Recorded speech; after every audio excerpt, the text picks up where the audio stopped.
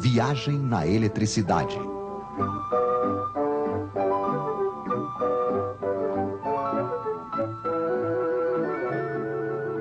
Entre menos e mais. Senhores conceituados em uma certa época descobriram a eletricidade. Eles tinham rodelas de metal e de pano molhadas em um ácido, que eles empilhavam umas sobre as outras. Isto fazia uma pilha de rodelas, uma pilha elétrica.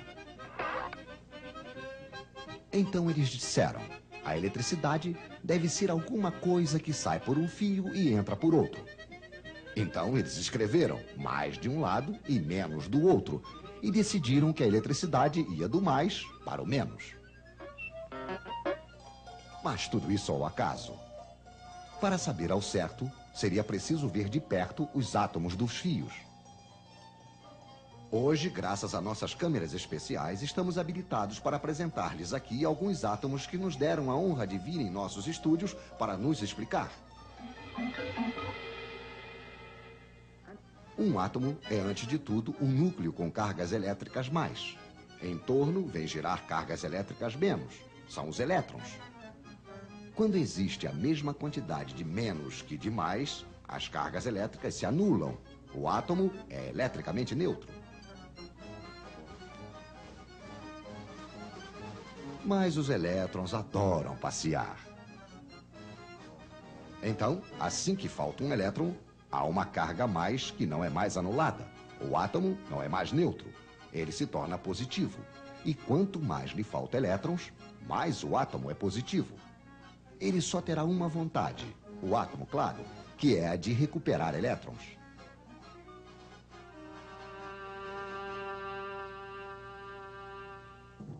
Esses elétrons andarilhos, nós os chamamos de elétrons livres. Só que esses elétrons que andam ao acaso não são os que produzem eletricidade útil. Mas suponhamos que temos dois fios de cobre e entre os dois uma espécie de aspirador de elétrons. De um lado, teremos muitos elétrons livres, é o lado menos. Do outro lado, faltará. Onde os átomos são positivos, é o lado mais. Existe entre os dois fios aquilo que chamamos de diferença de potencial, de volts. Por que volts? Ah, sim, o senhor que tinha inventado a pilha elétrica se chamava Sr. Volta. E quanto mais elétrons faltar de um lado, maior se torna a diferença de potencial, mais volts há.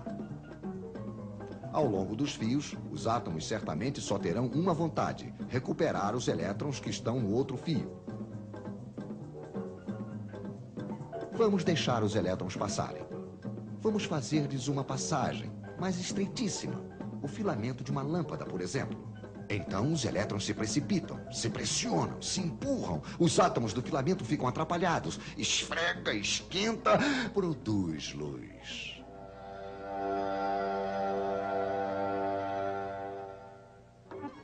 Temos uma corrente de elétrons que vai do menos para o mais. Pois é, os nossos senhores se enganaram de direção. É verdade que eles não sabiam ainda o que eram os elétrons. De um lado, então, uma bomba a elétrons, um gerador. Do outro, um receptor, isto é, um aparelho onde os elétrons passam produzindo energia. Lâmpada, radiador, motor elétrico, etc, etc. Mas se recuperamos energia de um lado, é preciso fornecer do outro lado, ao gerador. Nas pilhas, é energia química. Um ácido ataca um metal. Quando o ácido está usado, não há mais volts. Podemos também utilizar a energia solar.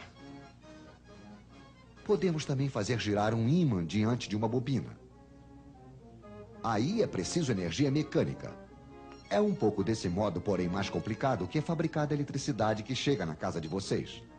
Mas não tentem saber onde está o mais e onde está o menos. É uma corrente que muda de sentido o tempo todo, a corrente alternada.